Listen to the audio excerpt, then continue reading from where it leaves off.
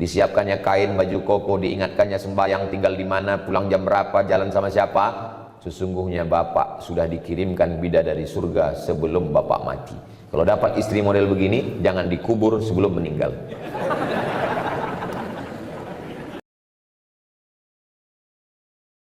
Apakah godaan cobaan sebelum menikah maupun sesudah menikah?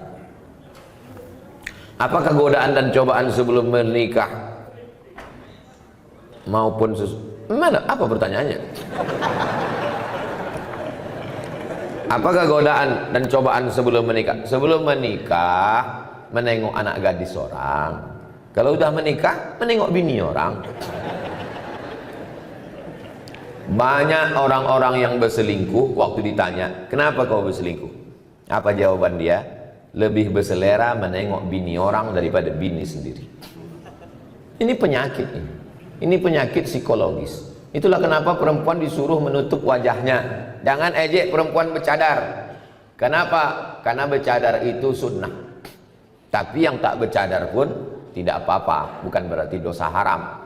Karena kalau bercadar wajib berarti tak bercadar haram. Bercadar yang mau bercadar silakan. Yang tak mau bercadar ya tak apa-apa. Tapi jangan bersolek berlebih-lebihan di muka laki orang. Ini banyak orang bersolek ini kan untuk laki orang. Untuk laki dia macam hantu. Apakah godaan setelah menikah? Kalau engkau jumpa perempuan di tepi jalan, engkau tertarik melihat dia, pulanglah ke rumah. Pesan Sayyidina Ali. Kalau kau nampak perempuan di tepi jalan, tertarik melihat dia, pulanglah ke rumah. Karena apa yang ada pada perempuan itu ada juga di rumah. Baiti jannati, surgaku, rumahku adalah surgaku. Bidadari surga yang dikirim Allah Subhanahu wa taala. Faman lam yastati' man istata'a minkumul ba'ata falyatazawwaj. Siapa di antara kalian yang sudah sanggup menikah, menikahlah. Fa innahu aghaddu lil basar. Menikah itu menjaga pandangan. Wa ahsanu lil farj, menjaga kemaluan. Faman lam yastati', kalau tak sanggup menikah, fa alaihi bisawm. Banyak puasa sunat. Fa innahu lahu wija, karena itu obat. Karena kalau makan, apalagi Pulau Kundur makanannya enak, makan sotong, makan cumi, makan kepiting, makan udang, libido seksual naik. Tapi kalau dia puasa sunat, tak ada bebini, banyak puasa sunat. Cantik pun perempuan itu tak nampak. Bro, ada cewek cantik, tak nampak, udah aku udah mau mati sudah. Maka suruh puasa. Ibu-ibu, bapak-bapak, anak yang sudah akil balik, kewajiban kita sebagai orang tua ini 3. Pertama, ayyusammihi bi ismi khairin, kasih nama yang bagus-bagus. Yang kedua, ayyu'allamahul kitaba idza aqala, ajarkan baca kitab, masukkan sekolah. Yang ketiga, ayyuzawwijahu, nikahkan dengan orang baik-baik. Kau udah sekolah nak, kau mau kunikahkan, ada nampak perempuan yang baik, kalau ada kami pinangkan, kalau tak ada udah kami siapkan.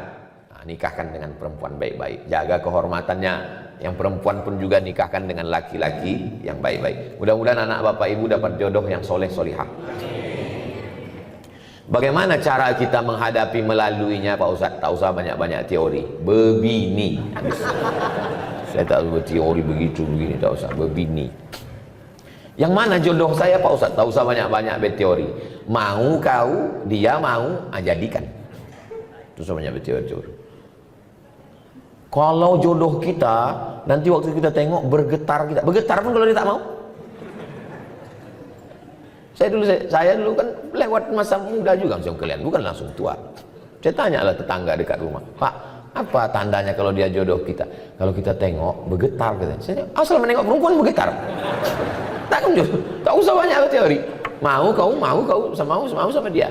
Dah. Tak mau dia, bunga bukan setangkai, kumbang bukan seekor, patah tumbuh, hilang berganti, hilang satu, tumbuh 1000. Ini anak-anak muda nih, begitu mau minang orang, kaulah satu-satunya, tak ada yang lain. Kalau kau tak mau nanti abang mati. La ilaha illallah. Wih. Apa pula begitu? Macam tak ada aja perempuan di dunia ini. Banyak laki-laki ini mentalnya mental kerupuk. Begitu banyak perempuan. Nah, pinang, tapi jangan kalian meminang petantang-petenteng. Bawa Ustadz Haruna Hasim, bawa Pak Bupati, bawa Pak Sekda, bawa.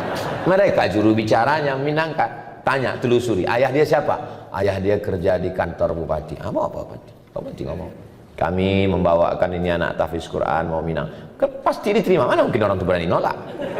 Awas kalau kau nolak nonjok gue. Jangan kalian petantang-petantang Minang, belum tuh. Saya pun tidak saya Minang. Kiai, saya tidak tolong Kiai. Pak Kiai tolong pinangkan. Saya diam aja. Pak Kiai itu bercakap. Soman ngomong tuh Kiai. Enggak, saya diam aja. Jangan petantang-petantang. Jangan saya kalian bawa, saya diterima nanti. Pak Ustadz, jodohnya supaya dapat jodoh terbaik, doanya Pak Ustadz, doa Nabi Zakaria, Rabbi la tazarni fardan wa anta khairul warisin. Rabbi ya Tuhanku, la tazarni fardan, jangan biarkan aku sendirian, wa anta khairul warisin, engkau sebaik-baik pemberi waris. Rabbi la tazarni fardan wa anta khairul warisin. Saya tengok yang menghafal yang udah berbini pula.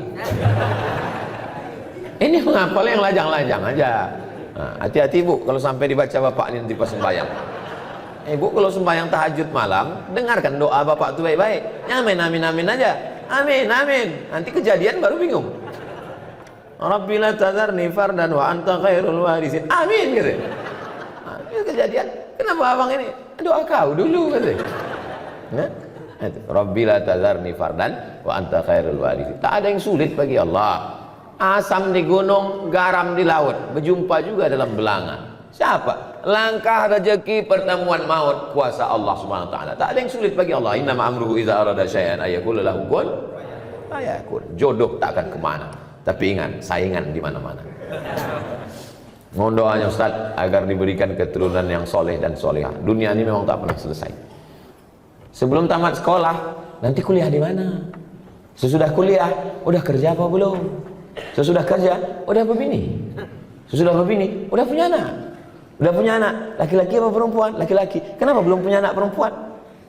Dunia ini sebetulnya tak sulit. Yang susah tuh mengamankan mulut orang. Jadi kalau diturutkan cakap orang ini gila kita. Jadi kita pede aja, banyak berdoa. Mohon doanya Pak Ustadz supaya diberikan keturunan yang soleh dan solihah. Rabbi habli minas solihin. Doa yang sudah pasti makbul, maka dikabulkan Allah doanya. Lahirlah anak namanya Ismail. Doa Nabi Ibrahim itu, Rabbi habli minas solihin. Apa kata orang? Ibrahim mandul, tak akan punya anak. Berbini sama Sarah, tak ada anak. Menikah sama Hajar, tak ada anak. Apa kata orang?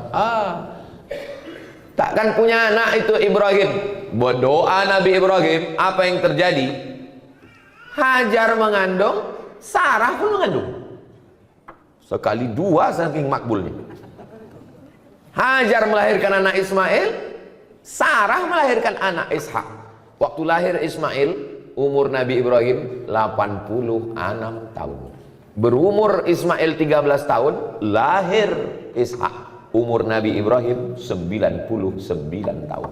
Bayangkan Bapak umur 99 tahun masih menggendong bayi. Doa Rabbi habli minas solihin.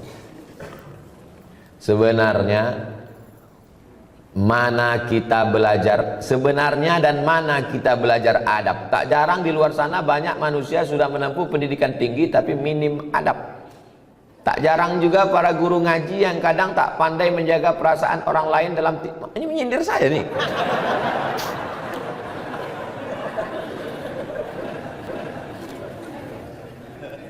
Yang mengajar adab yang pertama kali itu adalah ibu. Ini saya duduk di atas nih. Duduk di atas dikasih kursi nih. Dalam lubuk hati yang paling dalam tetap merasa bersalah. Kau salah Somad, kau salah Somad, kau salah Somad. Kenapa? Karena kecil dulu diajarkan tak boleh duduk di atas kalau ada orang tua di bawah. Sampai udah setua ini pun tetap dia tengiang, tetap nampak wajah almarhumah. Tak boleh duduk. Jadi waktu datang tamu duduk di lantai. Kita orang Melayu bentang tikar pandan, duduk tamu di bawah. Saya di atas. Mak tu sudah mengkejip mata udah 2 kali. Saya tak juga turun balik. Tak boleh bercelana pendek. Saya tak punya celana pendek. Sampai hari ini kalau diajak orang mandi ke pantai tetap bercelana panjang. Mandi kolam renang tetap celana pendek. Tak boleh celana pendek. Kalau bercakap mesti ada ujungnya. Di mana kau sekolah? di pesantren tuh, di pesantren Pak Ci, di pesantren Ma, di pesantren Wak. Anak sekarang tak ada ujung. Kelas berapa kok? Kelas 3. Sekolah di mana? SD. Tak ada ujung. Kita dulu ujungnya mesti ada. Kalau jumpa cium tangan, minta doa, minta embus kepala. Diajarkan adab tata krama sopan santun. Habis makan piring bawa ke dapur, dicuci, dicium sebelum diletakkan di rak piring. Adab. Makanya Islam ini adalah agama Islam. Islam kata salam. Salam artinya selamat.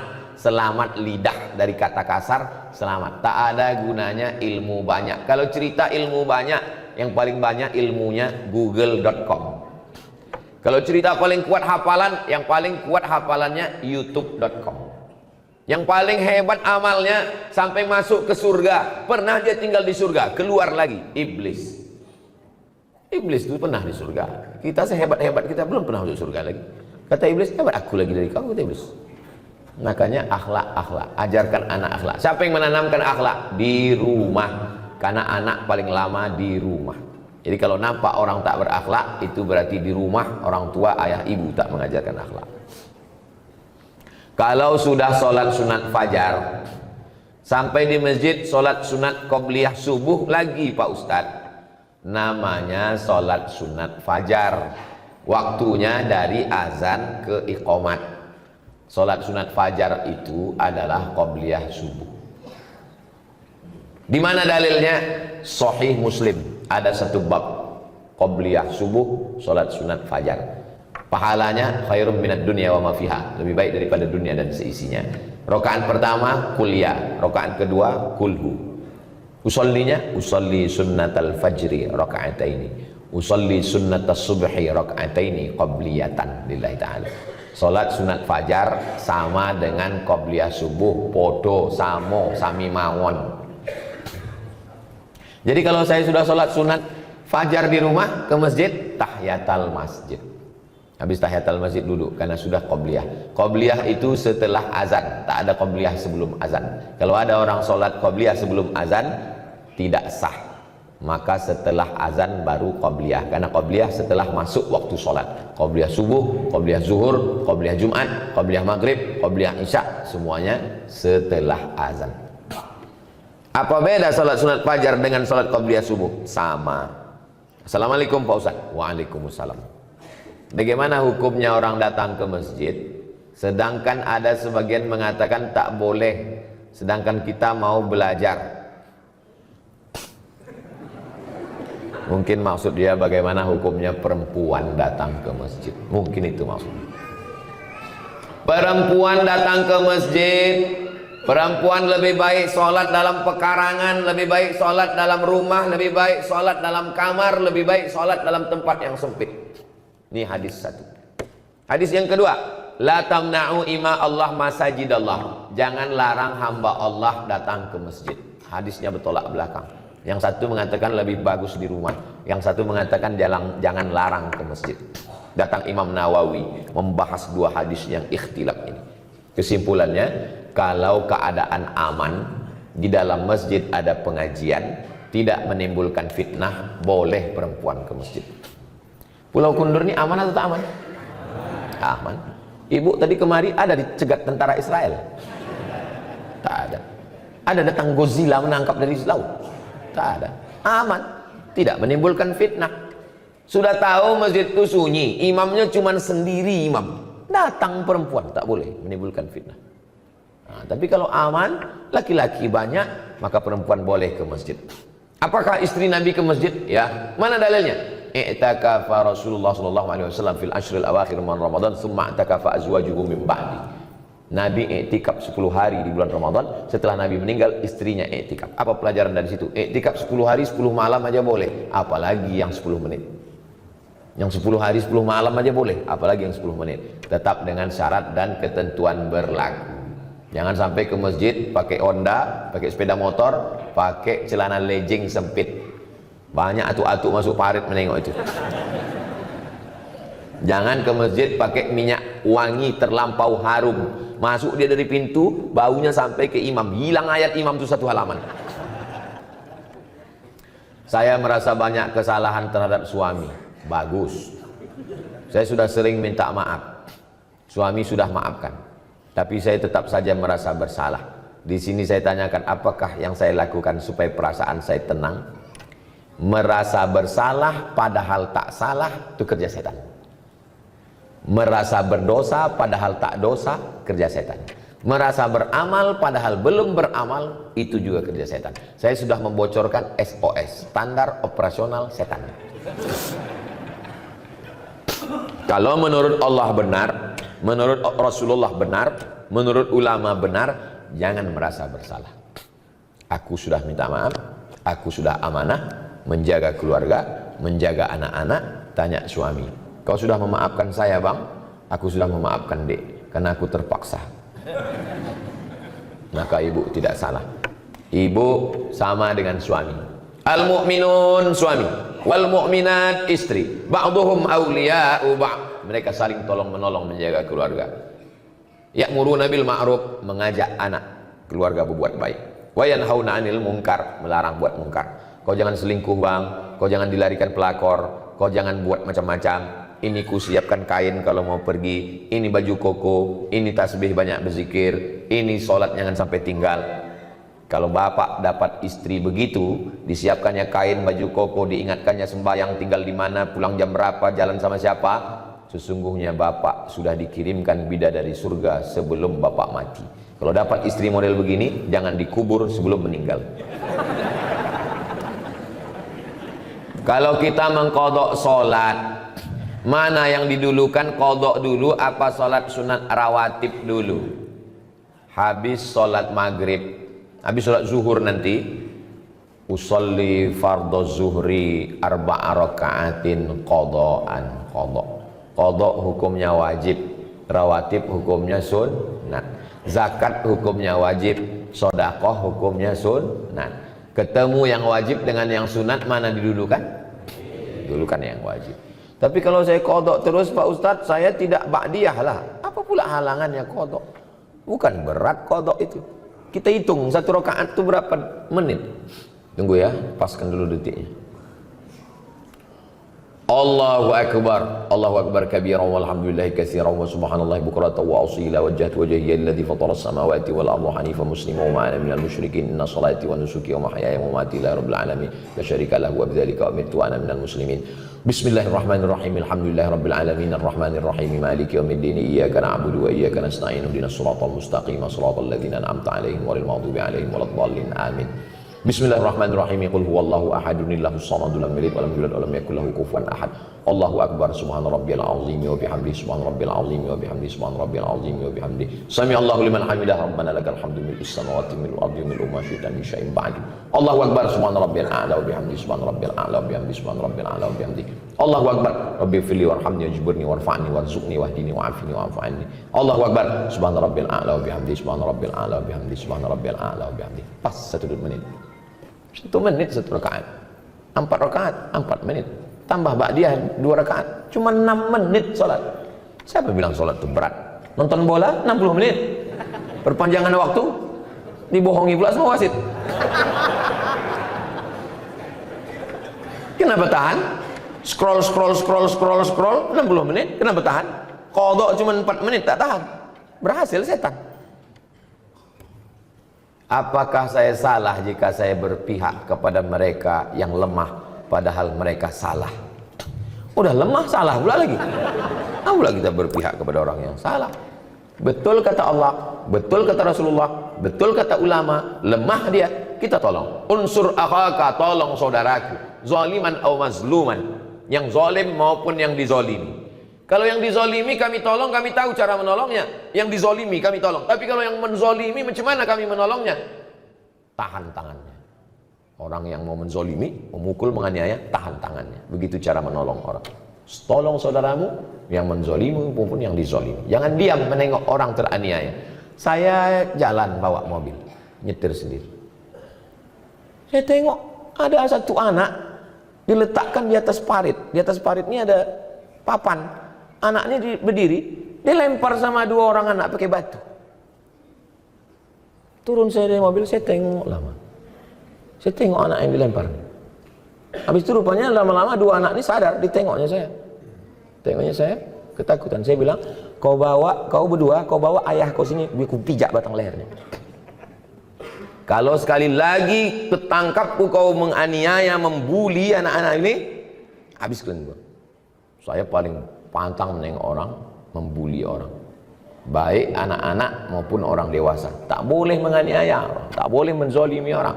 Maka kalau kita menengok ada, walaupun hal kecil remeh-temeh, banyak orang, itu anak-anak biasa. Itu sudah membunuh mental dia. Berapa banyak anak-anak bunuh diri gara-gara mentalnya diejek, diolok, mengadu sama maknya, ngadu sama ayah. Memang begitu anak-anak. Jangan, anak-anak ini mesti kita bela. Anak saya, keponakan saya, itu ditanya. Ada kawan di kelas itu yang ngejek-ngejek, ngolok-ngolok, ada? Tak ada. Kalau ada mengejek, balas. Mana boleh kita balas ejek? Boleh. Disentilnya telinga kau, cabut telinga dia. Yang dibiarkan anak kita diolok-olok orang. Apakah saya membatasi pergaulan suami? Kalau suami berkawan sama peminum khamar, pecandu narkoba, ibu jangan diam. Jadi bagaimana kami bersikap kalau suami saya nih Pak Ustadz sering berkawan, mabuk-mabuk, sakau-sakau, pecandu narkoba? Sebentar ya.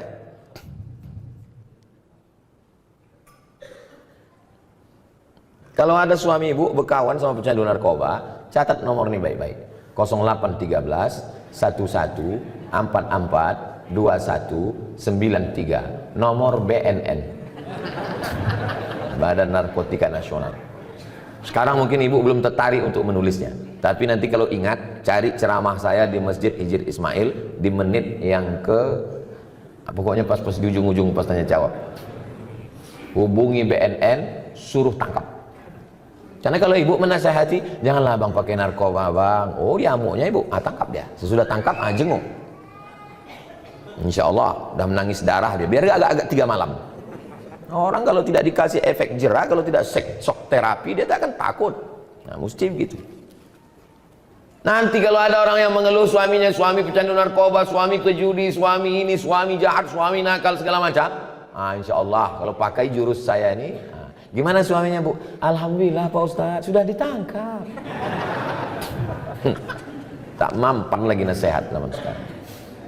Bagaimana dengan perempuan yang tidak berjamaah subuhnya tapi mau melaksanakan sholat sunat isyraq di rumah? Di rumah itu usahakan ada namanya musolla al-bait. Musolla al-bait dalilnya Nabi datang bertamu ke rumah sahabat. Setelah makan Nabi bertanya, aina turidu an usolli? Di mana kamu mau saya sholat di rumahmu? Kata sahabat, sholat di sini ya Rasulullah. Nabi pun sholat. Tempat sujud Nabi di rumah itu dijadikan musolla al-bait. Itulah dalil sunnah membuat satu sudut rumah musolla. Tapi rumah kami tak besar Pak Ustadz, bukan rumah orang kaya, tak ada musolla khusus. Tak perlu. Buat aja satu sudut yang biasa sholat di situ. Sholat duha di situ, tahajud di situ, letakkan sajadah di situ.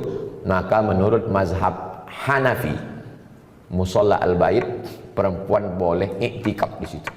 Laki-laki tak boleh. Laki-laki mesti di masjid. Perempuan yang berat, ada anak kecil, kesulitan, kesusahan, dia boleh iktikaf di situ dan dia boleh sholat sunat isyraq. Ya bagi yang berat. Karena sholat sunat isyraq mesti di masjid. Oke dia sholat di situ.